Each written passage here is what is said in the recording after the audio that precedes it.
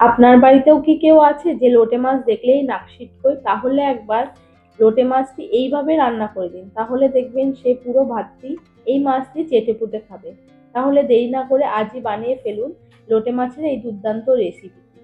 এর জন্য আমি 500 গ্রাম লোটে মাছকে সাইজ করে কেটে ভালো করে পরিষ্কার করে নিয়েছি ও একটি বাটিতে লোটে মাছগুলো দিয়ে তাতে দই, নুন, লঙ্কার গুঁড়ো দিয়ে সর্ষের তেল দিয়ে ভালো করে মাখিয়ে রেখে দিলাম।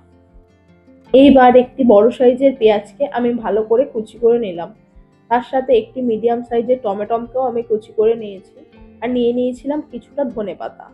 আর এবার মিক্সির জারে আমি দিয়ে দিলাম 7 থেকে 8 কোয়া রসুন, কিছুটা আদা ও 2 কি 3টে লঙ্কা দিয়ে মিক্স করে রেখে দিলাম। গ্যাসের ওপর ফ্রাইং প্যান বসিয়ে এবার দিয়ে দেবো আমি সর্ষের তেল।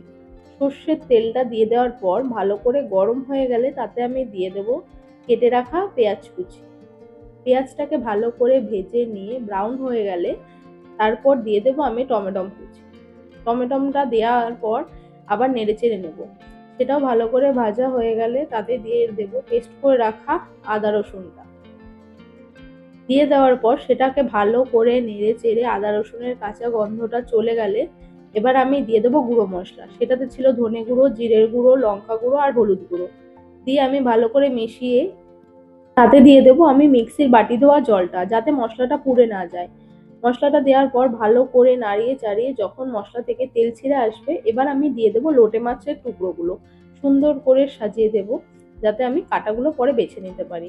এরপর বাটি ধোয়া জলটা আমি দিয়ে ফ্রাইং প্যানে ঢাকনা দিয়ে ঢেকে দেবো কিছুক্ষণের জন্য, 2 থেকে 3 মিনিট।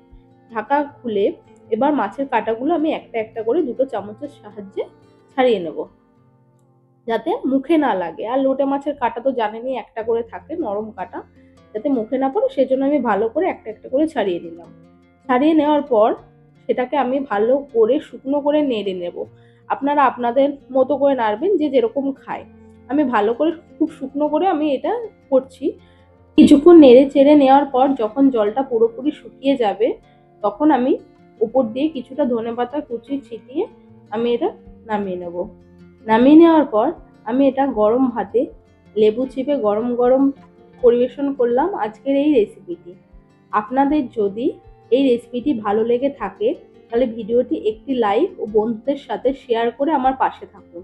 এই রকম আরও চমৎকার চমৎকার রেসিপির জন্য আমার পেজটি ফলো করে রাখুন।